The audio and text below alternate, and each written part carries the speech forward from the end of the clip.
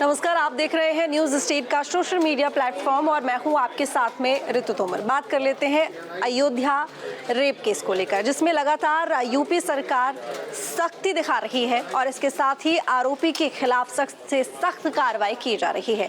इसमें अपडेट को लेकर अगर बात कर लें तो फिलहाल जो पीड़िता है आज ही उसे रेफर किया गया है लखनऊ के KGMU में। अभी तक पीड़िता का जो इलाज चल रहा था वो अयोध्या में ही चल रहा था, लेकिन अब ऐसी जानकारी मिल रही है कि जो पीड़िता है उसकी हालत गंभीर है, इसीलिए KGMU में बेहतर इलाज के लिए रेफर कर दिया गया है। इसके साथ ही अगर आरोपी पर कार्रवाई की बात करें तो आरोपी जेल में है मोहित खान और उसका जो नौकर था राजू, उन दोनों को ही फिलहाल यहाँ पर जेल भेज दिया गया है। लेकिन इसके अलावा मोहित खान की जो बेकरी चल रही थी, बताया जा रहा है कि वो एक सार्वजनिक तालाब पर, यानी कि अवैध जमीन थी, अवैध कब्जा था, जिस पर उसने एक मल्टी कॉम्प्लेक्स बनाया हुआ था और वहीं पर वो बेकरी चल रही थी जहाँ पर रेप की बात सामने आई है। वो बेकरी गिरा दी गई है और भी कई ऐसी जमीनें हैं जो कि अवैध रूप से कब्जा की गई हैं मोहित खान द्वारा। उन सभी को चिन्हित करके उन पर कार्रवाई की जाएगी और जैसे ही ये मामला सामने आया है उसके 2 से 3 दिन बाद कार्रवाई हुई है, जिसमें बुलडोजर की कार्रवाई के तहत ध्वस्तीकरण की कार्रवाई की गई है। लेकिन इसके अलावा इस मामले में और भी कई बातें सामने आ रही हैं, जैसे कि ये बात सामने आई है कि इस मामले पर कार्रवाई के बाद अगर हम यहाँ पर सियासत की बात करें तो समाजवादी पार्टी की तरफ से भी कई बयान आए। इस मामले को लेकर हम और भी बात करेंगे। हमारे साथ में हमारे सहयोगी जुड़ गए हैं और जाहिर है जिस तरीके से हम यहाँ पर बात कर रहे हैं अयोध्या रेप केस को लेकर, देखिए इसमें एक एंगल तो सीधा सीधा ये सामने आता है कि आपराधिक ये मामला है और आपराधिक मामले पर कार्रवाई होनी चाहिए, कार्रवाई हो भी रही है। लेकिन जिस तरीके से हमने उन्नाव में देखा, कठुआ में देखा और हाथरस में देखा, अब इस मामले पर भी सियासत हो रही है। बिल्कुल सियासत, देखिए जब भी ऐसा कोई हाई प्रोफाइल ऐसा कुछ बड़ा मामला आता है तो जाहिर सी बात है उसमें सियासत शुरू हो जाती है। अब समाजवादी पार्टी की तरफ से सबसे पहले तो अखिलेश यादव ने जो DNA टेस्ट की मांग कर दी, उसके बाद योगी सरकार या बीजेपी की तरफ से लगातार समाजवादी पार्टी पर हमला बोला गया। पूरी सियासत की शुरुआत तब हुई जब अवधेश प्रसाद, जो कि फैजाबाद से सांसद हैं, उनके करीबी होने की बात सामने आई, जो आरोपी है मोहित खान की। उसके बाद से लगातार बीजेपी की ओर से समाजवादी पार्टी की तरफ जो है निशाना साधा जा रहा है।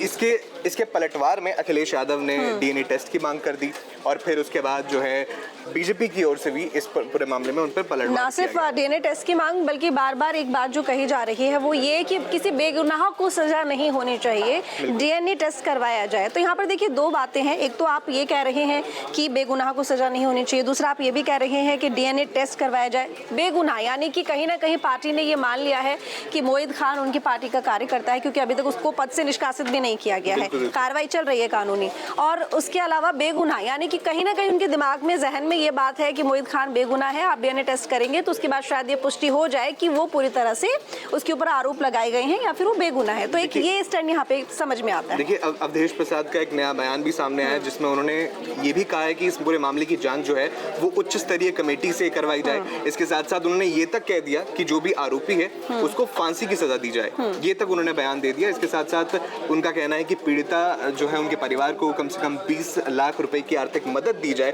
तो कहीं ना कहीं समाजवादी पार्टी भी जो है अपना स्टैंड जो है बरकरार तो है कि उनका ये भी आरोप है कि बीजेपी जो है वो लगातार समाजवादी पार्टी को ही इसमें निशाने पर ले रही है। लेकिन इसी के साथ साथ उनका ये भी कहना है कि जो भी आरोपी है उन पर कार्रवाई हो।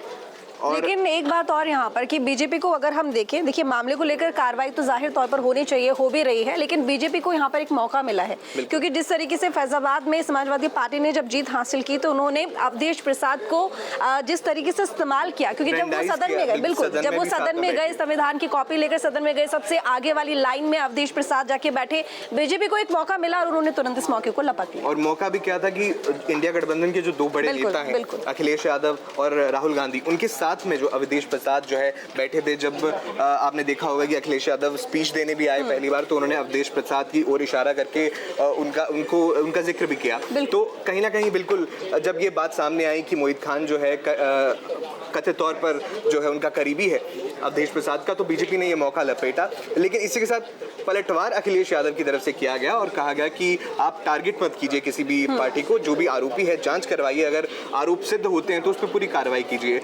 लेकिन ये बड़ा सवाल यहाँ पर उठता है कि इससे पहले इस तरह के जितने भी केस सामने आए हैं तो क्या उसमें इसी तरीके से बयान दिए जाते रहे हैं कि DNA टेस्ट करवाए जाए। देखिए DNA टेस्ट की अगर हम बात करें उसके अपने नियम है, अपने कानून है, अपने कायदे हैं, वो भी होते हैं जरूरत पड़ने पर, और उसके बिना जाहिर जाहिर है कि प्रॉपर जांच होती है और जांच के बाद ही सजा मिलती है। तो अगर अवधेश यादव यहाँ पर अवधेश प्रसाद और अखिलेश यादव अगर बयान नहीं भी देंगे तो भी कार्रवाई होगी, जांच भी होगी, कार्रवाई तो हमने देखा कि हुई, बुलडोजर की कार्रवाई जो है बिल्कुल वो अवैध जमीन थी, अवैध कब्जा था। अगर उनका प्रॉपर्टी उनकी अपनी है तो उस पर बुलडोजर नहीं चलवाया जा सकता। वो कब्जाई हुई जमीन थी, उस पर कार्रवाई हुई है, जबकि जांच में ये चीजें सामने आई हैं और भी प्रॉपर्टी है जो चिन्हित की गई है।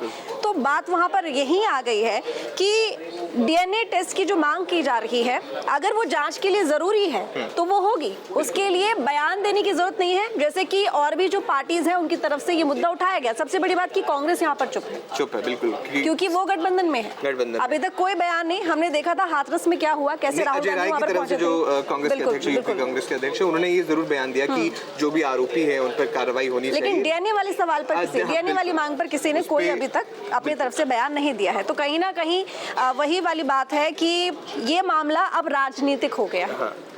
देखिए, ऐसा भी वही बात होती है जब भी कोई हाई प्रोफाइल मामला होता है, इस तरह का मामला जो कि बहुत तूल पकड़ लेता है, सरकार पे भी सवाल कहीं ना कहीं उठने शुरू हो जाते हैं, तो बिल्कुल राजनीति के लिए वहाँ पे जगह बन जाती है।